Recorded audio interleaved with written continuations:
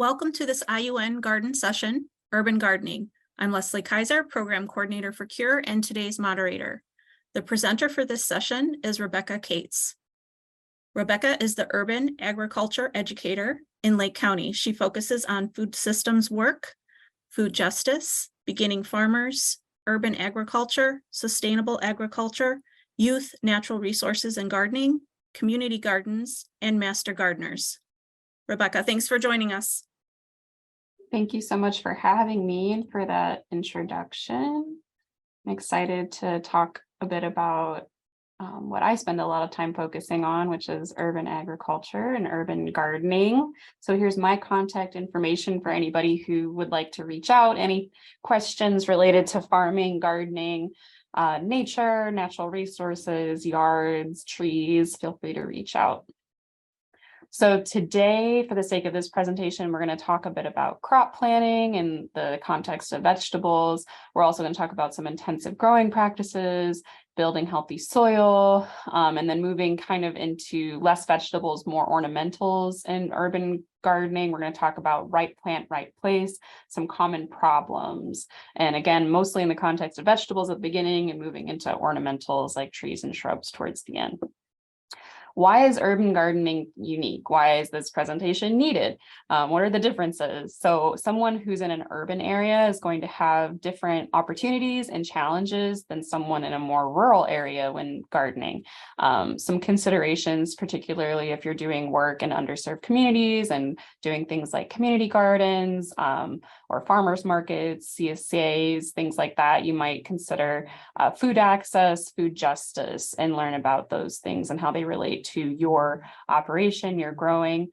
You might have different or likely have different land access and scale for your operations. So some things to consider there. You might also have different zoning ordinances. So good to have a good relationship with your local planning commission.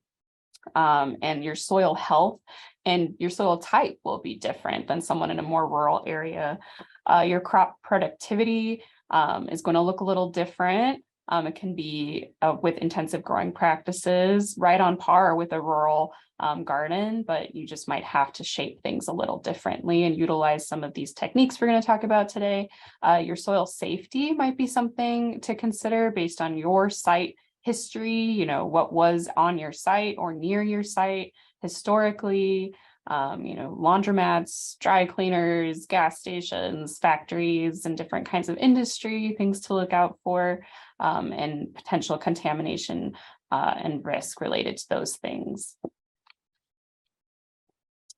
So today we're talking about urban gardening, and that can look very differently across the agri-urban spectrum. So we can have someone who considers themselves an urban farmer who's kind of more in the peri-urban, semi-urban area, just outside the city. You might have small farms on an acre or less, all the way up to in the very heart of a city. You might have rooftop gardens, vertical farms, different farmers markets and community gardens and things like that.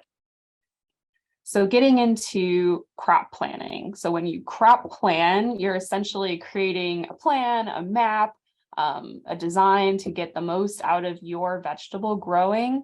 So you're going to have some goals in order to see where you want to get to and how to get to that. You're going to create a plan and a map, a design of your garden, and you're going to reevaluate at the end. So a good idea for creating goals are to have SMART goals, which some of you may have heard of. A SMART goal for production is going to be specific, measurable, achievable, realistic, and time limited. So a SMART goal, you might have a specific amount of, bushels of apples or bushels of potatoes, or a certain amount of eggs or whatever you want to have for your home or for your community. You're going to be able to measure those. You're going to have it be achievable and realistic for you and your system, and also have kind of a time that you're going to be able to measure that. So maybe you're going to assess these things at the end of the production year.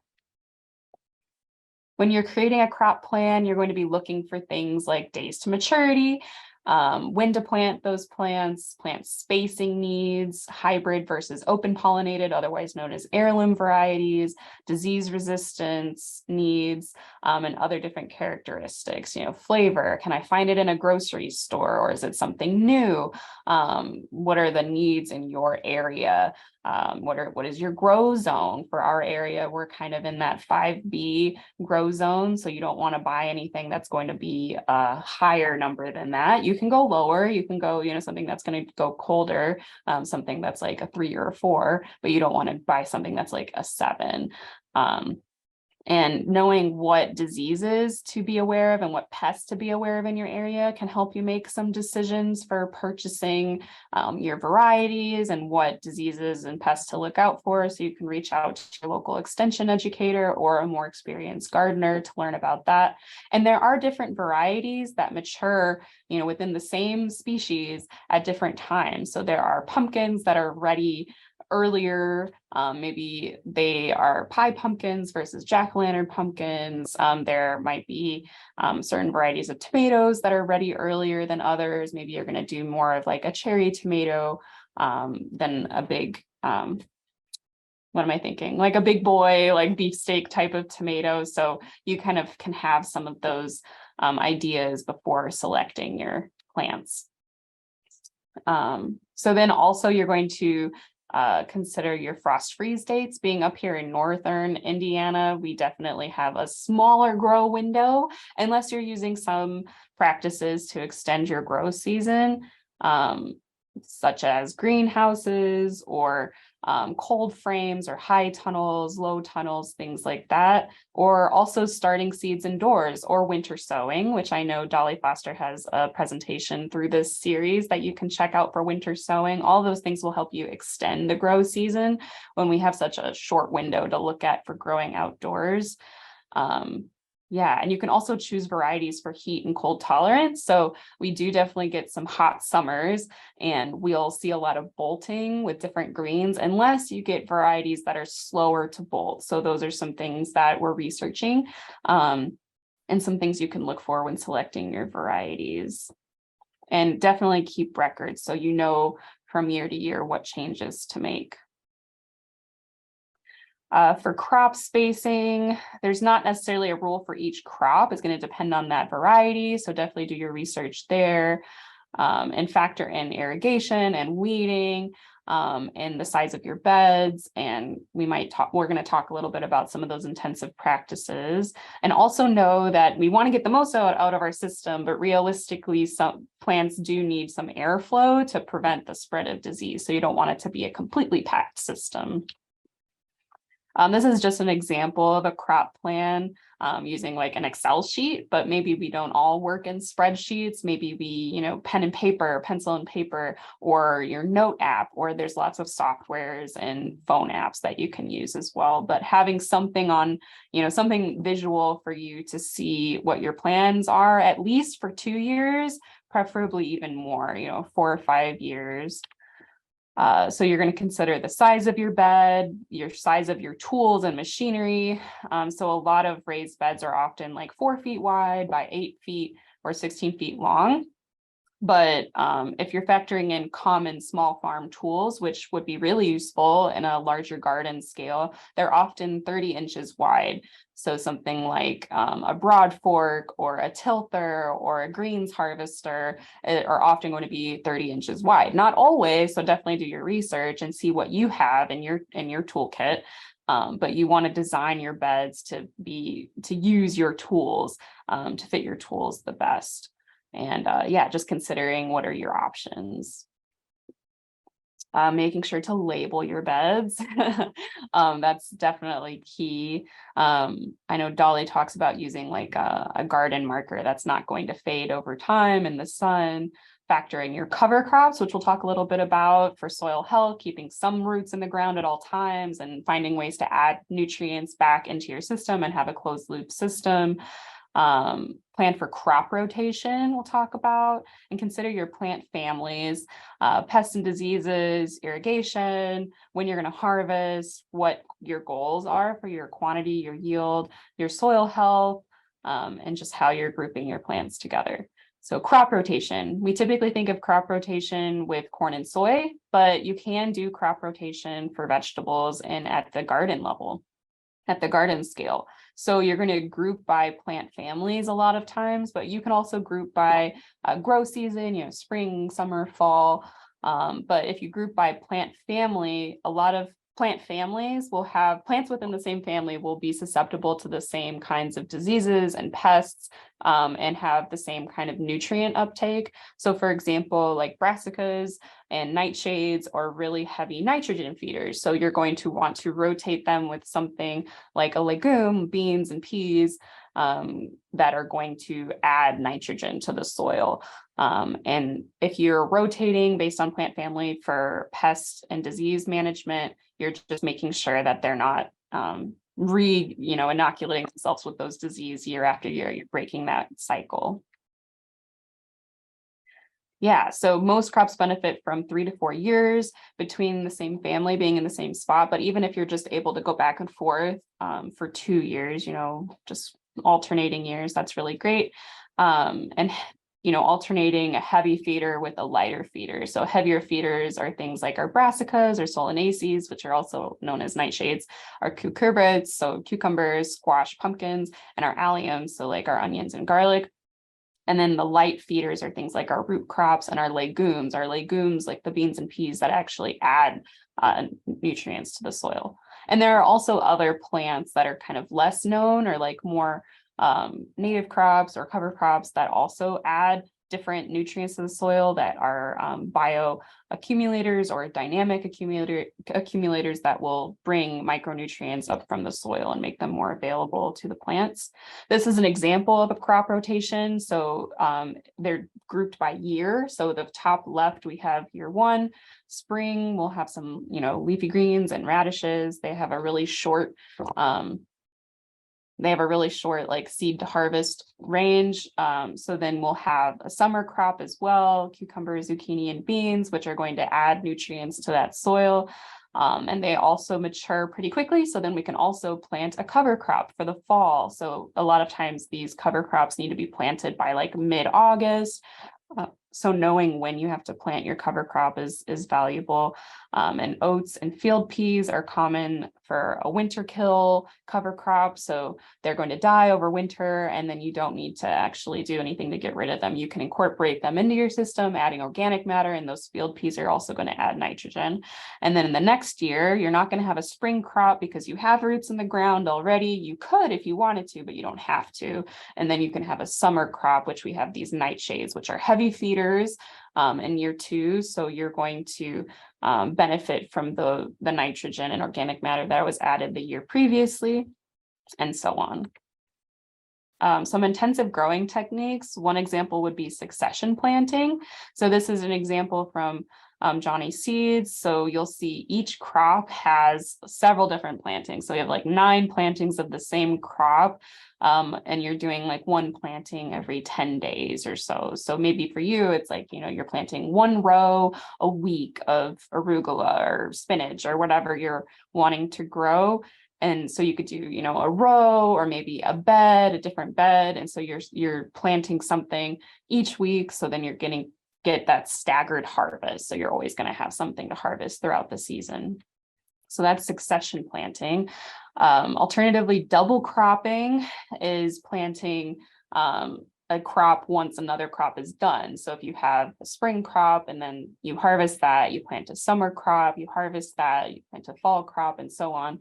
And that's really great, especially when you have crops that have a short grow time. So, you'll have a little bit of time with no roots in the soil, but not for very long, just from, harvest of one plant to seeding of another plant. And you could potentially just cut off that plant and leave the roots in the soil. And, those roots will then break down and add organic matter to the soil. That's what a lot of farms do. You don't necessarily have to pull that plant out unless you're having issues with disease and pests that affect those roots. And then interplanting and intercropping, I kind of think of lumped together.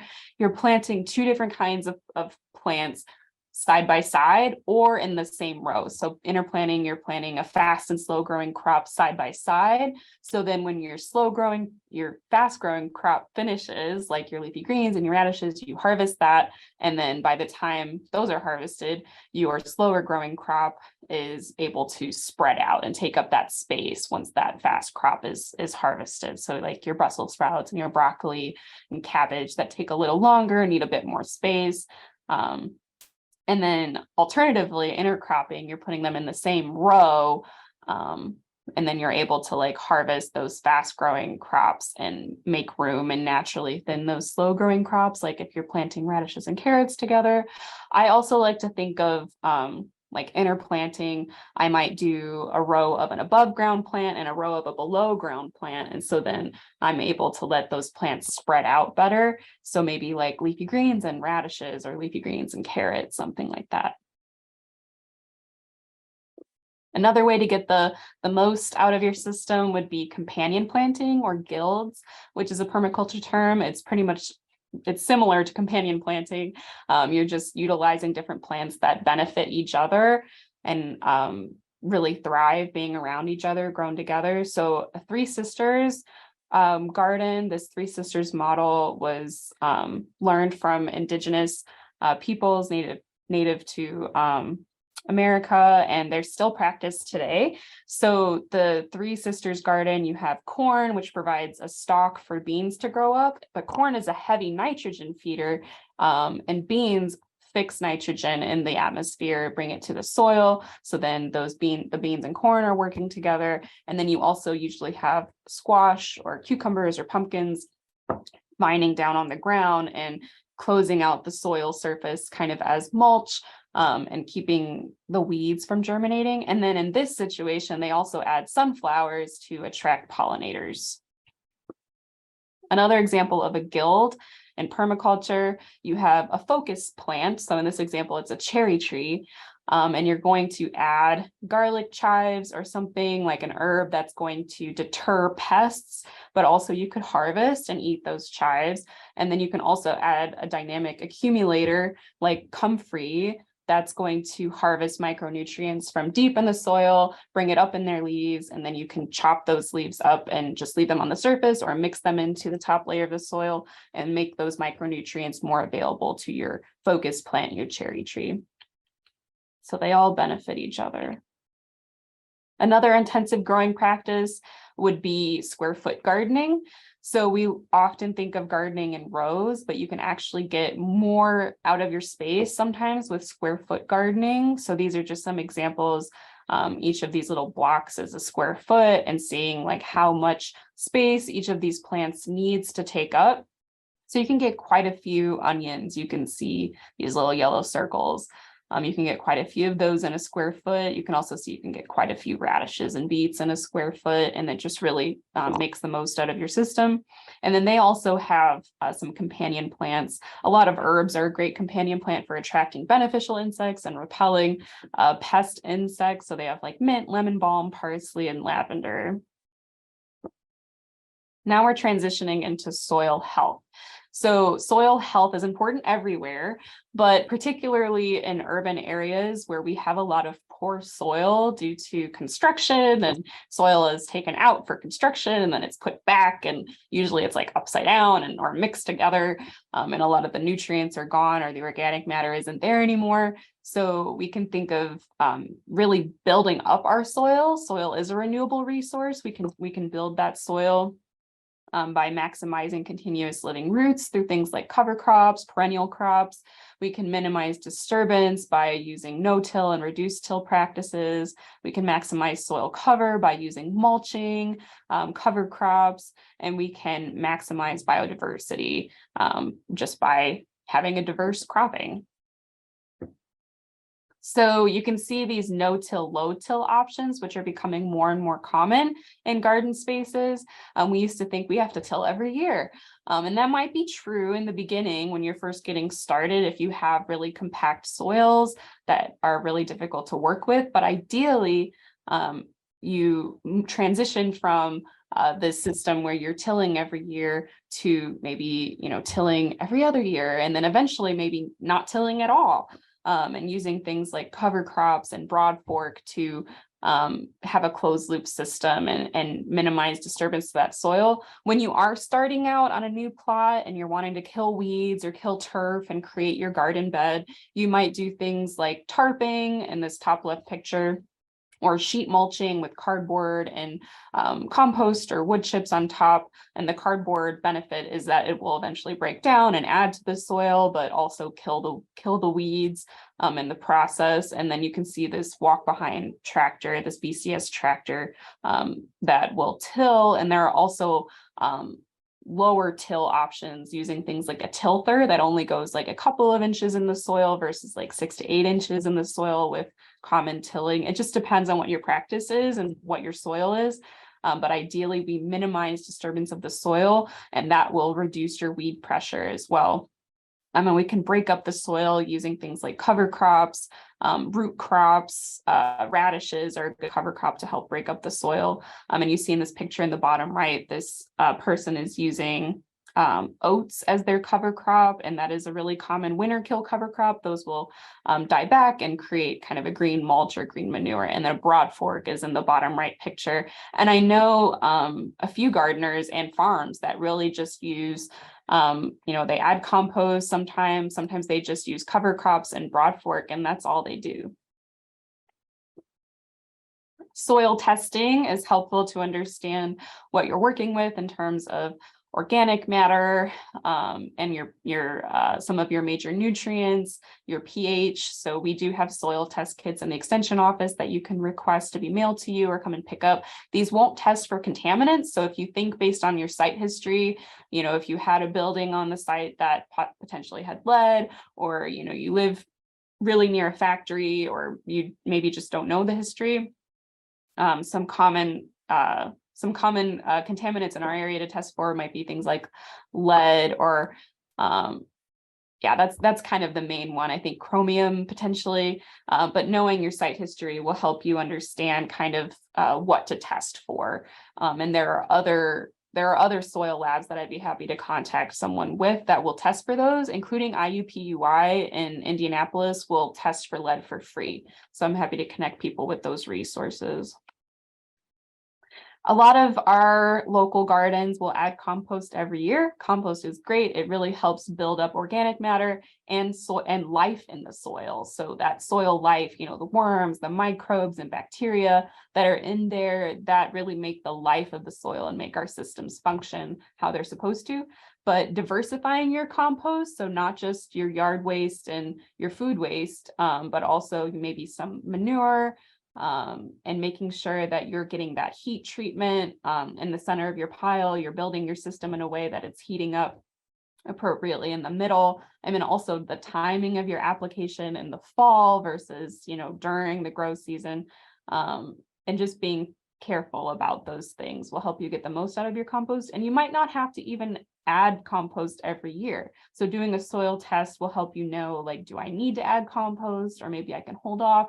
Because if we do add it when it's not needed, yes, you're adding organic matter, yes, you're contributing to the soil life, but you can also be over adding phosphorus. And then if that leaches out into the waterways, it can contribute to algae growth and in our waterways and things like that, similar to someone adding phosphorus to their lawn. So just being cautious on that. There is a balance in our living soil systems with bacteria and fungi. And if we add compost that's not completed yet, it's not completely composted, it can sometimes create a burst in heat in your soil system and a burst of bacteria. But we really want that balance of like the good bacteria, and we really want to establish good, healthy fungal systems, the mycorrhizae in the soil. So just learning about compost and how we can use that. And you can also get your compost tested through the soil test labs as well. And I'd be happy to connect someone on that. And also just a note on animal waste. You can compost like your cat and dog waste, but it's not recommended to use that on your edible like vegetable gardens. You could use it on your ornamentals, and there's some research that shows that you could use it on around your fruit trees, but certain fruit trees. So definitely learn a bit more about that, and I'm happy to talk with people about that. Some other ways that you can build up your organic matter would be by using green mulches on top of your soil. So you can use straw mulch, just making sure to let it kind of make sure you're getting it from a reputable source and that it's properly, like it's not green anymore. So it's not going to contribute weed seeds to your garden. You can kind of let it sit out in the sun for a while before adding it to your garden. And the same thing with grass clippings. I use grass clippings a lot in my garden, and it doesn't really add any grassy weeds that I've noticed, just making sure that it's really nice and brown when I use it. It's no longer green. Those seeds aren't contributing to the weeds in my garden. And you can also use leaf mulch that really helps with the mycorrhizal fungal layer. You can also use newspaper and coffee grounds. It used to be thought that coffee grounds will also help lower the pH of your soil. In most cases, this is not true unless you have like Starbucks level amount of coffee grounds coming in. It's primarily going to contribute to the organic matter, but not affect your soil pH. A bit more about cover crops. You can just use cover crops for those soil health benefits, or a cover crop can also sometimes be a cash crop. So sometimes people will use kale, or people will use carrots, or different things that you can also, or field peas, which you can also eat. Just, not letting them sit over winter. Well, kale can sit over winter, just knowing like what crop you're working with. And, like radishes, for example, are a really great cover crop for breaking up soil compaction, but I wouldn't want to try to harvest a daikon radish after it's sat over winter because it's going to be kind of mushy. But you could harvest some of them kind of before they get to that stage. So you can get a cash crop out of your cover crop. You can help build organic matter, protect the soil, keep roots in the grounds at all times, which we want to do. And you can use them during the season too, not just over winter. So, if you have kind of a space between your spring and fall crop, or you have a bed that it's not part of your crop plan that year, or you want to do kind of some rejuvenating of the nutrients in the soil and add organic matter and just kind of take it as a building year, you can have some different summer cover crops that will help you with that. And also feed pollinators and add organic matter and things like that. And these pictures here on the bottom left, you can see an example of oats on the far left. And then that's what they look like in September after they've grown for a month or so. And then over winter, they kill. And then in the spring, you can kind of spread apart that organic matter and just plant right in the row and leave it on top. And it's kind of like creating your own straw. This is an example of a crop plan using cover crops. So you can see like just what this sheet looks like. You'll have something in the soil at all times, whether it's, a winter cover crop, a summer cover crop, a cash crop, your vegetables that you eat, and you're just constantly having roots in the soil. Now we'll transition into some common problems in urban areas. Temperature extremes. So having, those trees and shrubs, right up against right up to the road and things, they'll have less protection from other plants or structures. And so we'll have, especially with thin bark trees, we can have some cracking with like frost, freeze and thaw and really cold, windy winters. So you can prevent this with like a light colored tree wrap. So you want to have a light colored tree wrap or burlap that's kind of breathable, ideally, and then you want to remove that in the spring so that you're not cooking the bark and leading to more disease issues. And you can do this for the life of the tree for a smooth bark tree, or it's definitely recommended for younger trees that have that smooth bark. Herbicide injury. So having these kind of smaller systems, we're more likely to have some kind of drift from maybe the ornamental bed to or a drift from where you're applying your herbicides to control the weeds to your plant that you actually want to keep. So these are just some examples of things that might be confused for herbicide injury and what herbicide injury actually looks like. So the picture on the left is fluoride toxicity, just using like city water. Some houseplants don't like that. And then potentially accidentally watering your plant, or overwatering or underwatering might look like herbicide injury. And then this top picture is actually herbicide injury. You'll see kind of like glossy, curled leaves, and sometimes like tiny leaves that are smaller than they're supposed to be. And sometimes I've seen this and thought it was herbicide injury, but then if you open up that leaf, you're going to find like little tiny aphids in there, because sometimes the aphids chewing on the plant and drinking the chlorophyll from the plant will cause that leaf curling as well. So, double check, kind of do your process of elimination, and then it could potentially be herbicide injury. And sometimes just flushing out that system with lots of watering will help that plant bounce back. So we definitely have had calls come in where, we're doing process of elimination, and it turns out that they just accidentally applied herbicide too close to their hydrangeas or whatever they were having issues with. A note on blue spruce, very common plant in our area. It does not like Indiana, at least not northern Indiana. So ideally plant something else. Blue spruce really does not like rich soils or humidity, which we have a lot of. We have rich soils, we have humid summers, and so you'll start seeing these blue spruce just getting some kind of disease. Usually it's rhizosphere needlecast, and working with an arborist. So if you already have a blue spruce, just make sure to keep an eye on it and contact a local arborist as needed.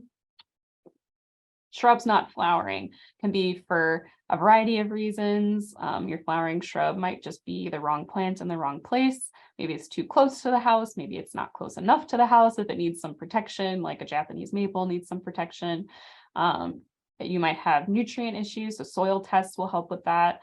Low phosphorus can sometimes lead to poor flowering, so just test to see if that is your issue with your soil test. You might need to prune your shrub. Sometimes if a shrub has just been left to grow for years and years, just pruning it can help it bounce back. And then also knowing whether that plant needs more sun or more shade or mixed will help you get the most out of that plant. Water issues can also lead to some trouble. So you see this picture on the left, we have leaf scorch can come from not having enough water.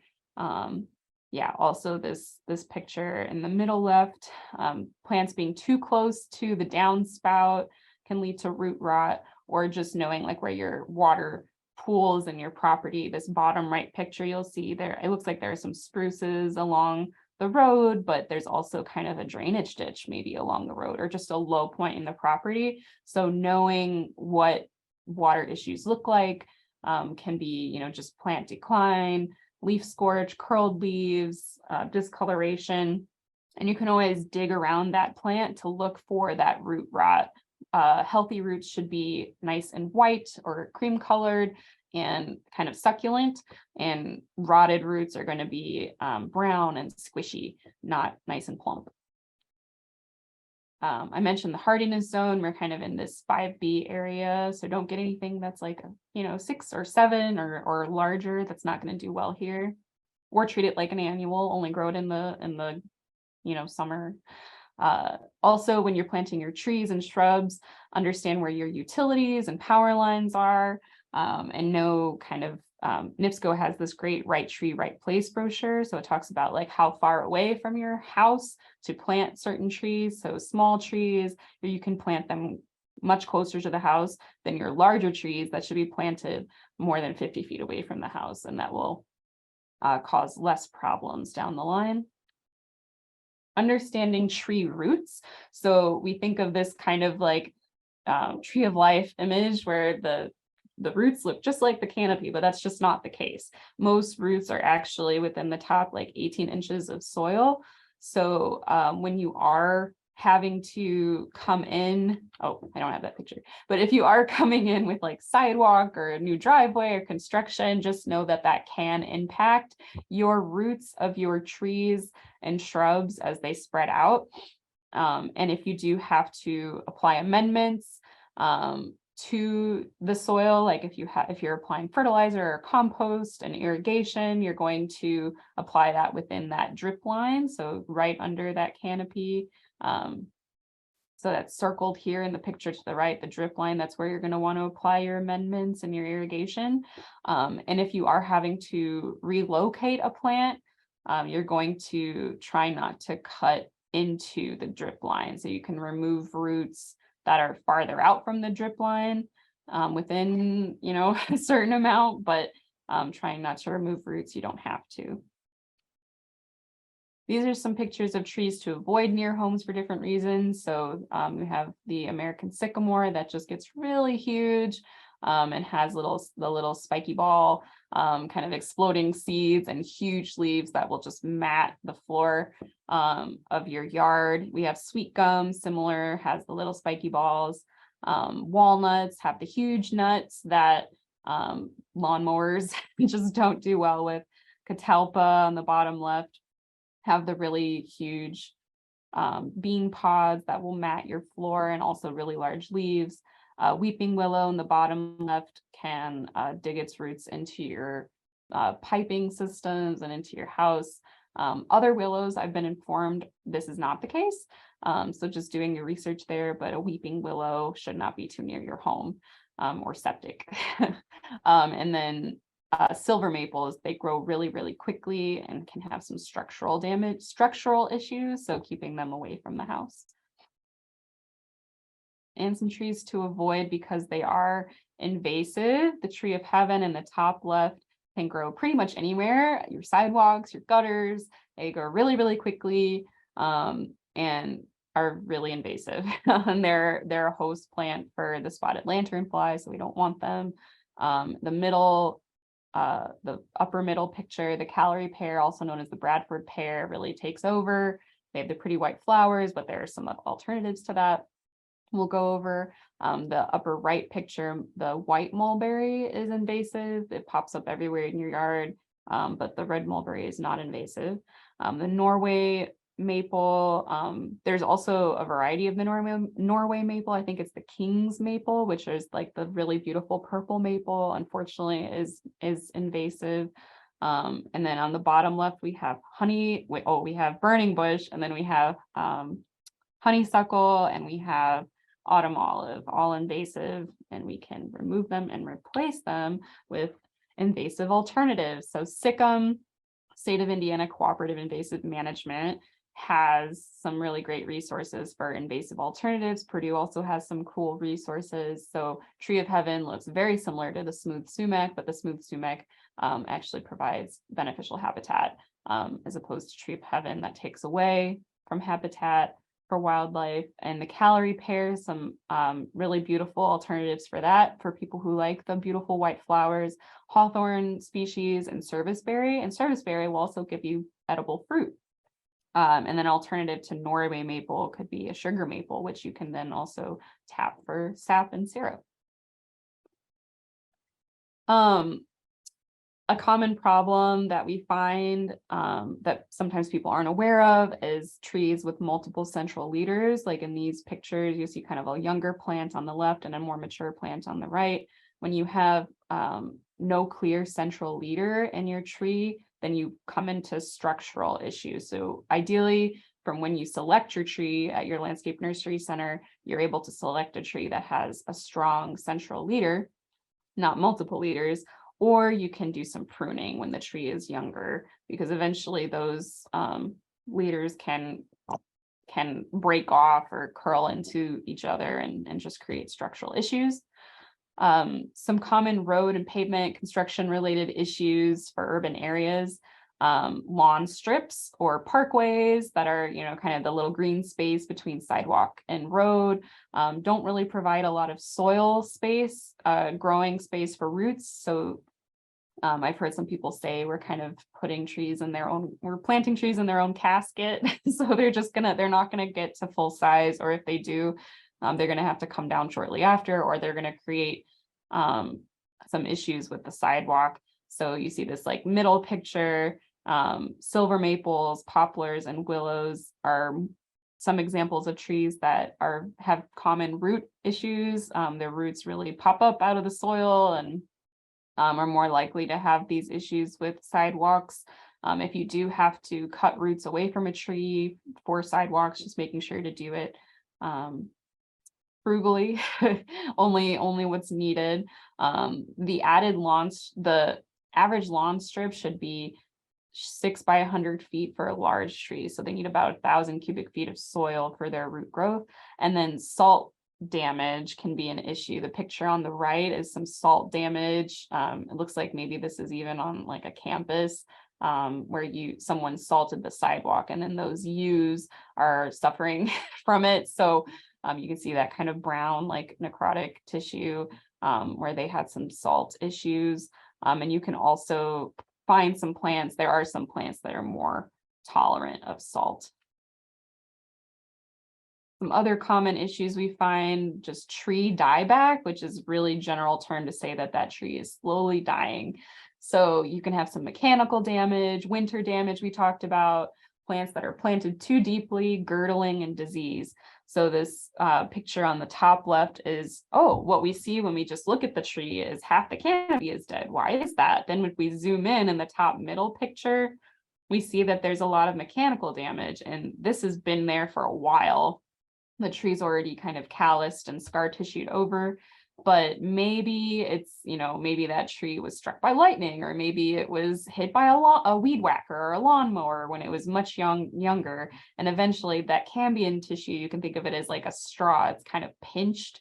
And so then it's not able to get nutrients and water back and forth through the tree. And so just keep an eye on it to see, how dead is this tree structurally? Is the heartwood damaged? And in that case, it needs to come out for safety reasons.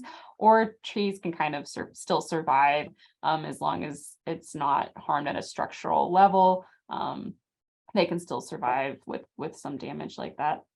And then the girdling picture on the kind of middle right picture, it looks like whoever planted this tree just forgot to remove the twine for like a ball and burlap tree. You can, remove that twine. Sometimes people will just even have like a tree wrap that stays on for too long and ends up girdling the tree. Or sometimes people will like chain a trampoline or something to their tree. So making sure that you're removing those before the tree starts to get too big, because then you're, girdling that tree and not letting the nutrients and water go up and down the system. Transplant shock is a thing. Ideally, we're getting trees when they're a little bit younger. They're less likely to have transplant shock, but you can have transplant shock from a tree 3, 4, 5 years down the line. Watering thoroughly is going to help reduce that shock. And then the picture in the bottom right shows a tree that just does not have enough room for its soil to grow. Does not have enough room for its roots to grow in the soil. Plants that are typically planted too deeply, even by professionals sometimes. So you want to have that root flare where a lot of gas exchange happens right above the soil line. So you can see on the bottom left picture, this tree that looks kind of like a telephone pole. You don't want that. You want it to have that flare, which is where the gas exchange is happening. And the picture on the bottom right is, you can really see where those roots are trying to come up, help me, I can't breathe.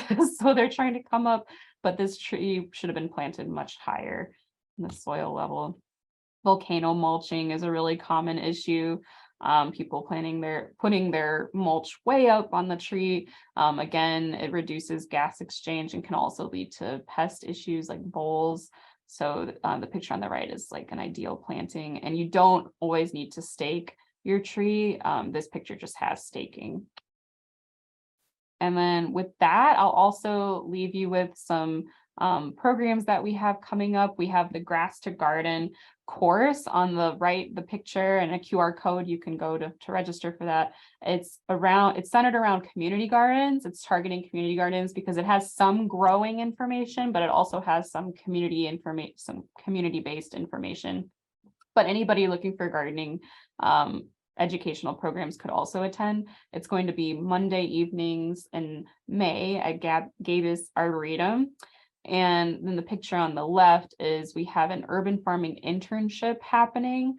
So the application deadline for that is April 10th, and people will be paid to work on part-time with local farms and learning from more experienced local farms, and participate in continuing education programs like webinars and workshops and farm tours. from May to October this year. So again, that application deadline is April 10th, and there are QR codes for each of those, and Amanda and Leslie will also be sending them out later. And here's my contact information, and thank you all for your time. I'll take any questions.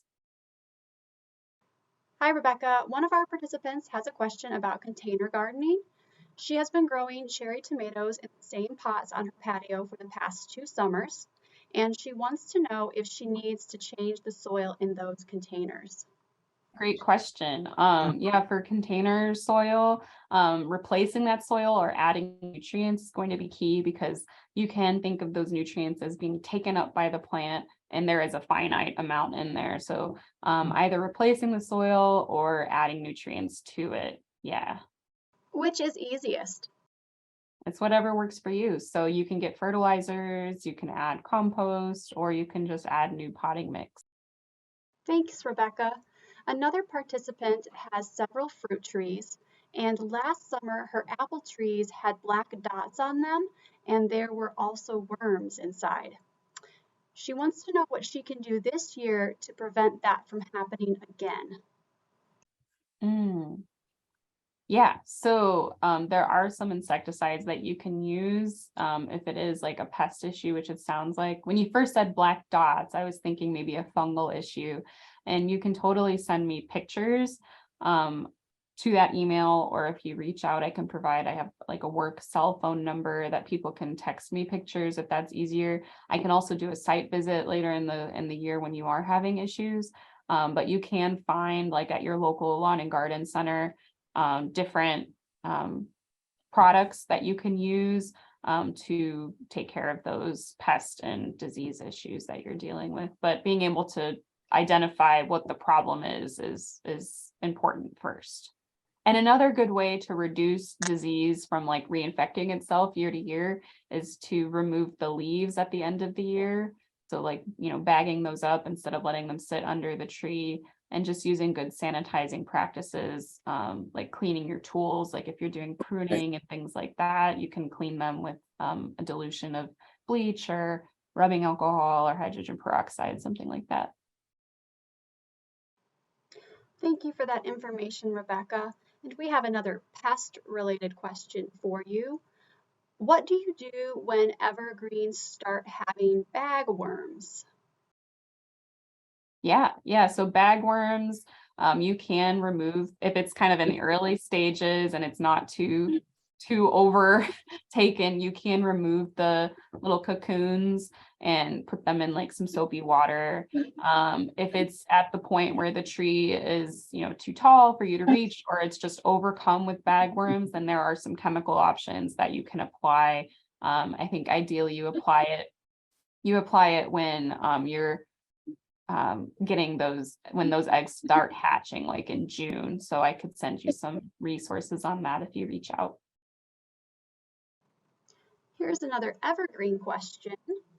Is there a certain season or time of year that is best to trim evergreens? You can prune evergreens anytime. If you are pruning an evergreen, it's best to either cut the branch all the way back or cut back only to where you're still having green growth. So depending on what kind of evergreen you have, like if you have a yew shrub is actually an example that you could trim back to brown or to green. But for most other evergreens, you want to trim back to green, because otherwise it won't grow back. Or just cut that branch all the way off if you're looking to maybe raise the canopy. But you can prune them any time of year that it's not frozen. Thank you, Rebecca. And we have a question from another participant regarding seeds. She says that she purchased seeds 4 or 5 years ago. Hasn't used them yet, and she wants to know if they're still good, if she could still use them, if they'll still be viable. So seeds, they might still be good. Typically over time, germination rates go down. So you just might not get as much germination as you would have if you planted them kind of more fresh. Sometimes you can make them germinate better by soaking seeds in water, especially certain kinds of seeds. Like cucurbits, cucumbers, squash, pumpkins, but I think some other types of plants do that as well, if you can soak them in water before planting. Thank you so much, Rebecca. This has been a really great and informative session. I also appreciate all of our participants and the excellent questions. And so once again, thank you, Rebecca. It's been a pleasure to have you as always. Thank you so much.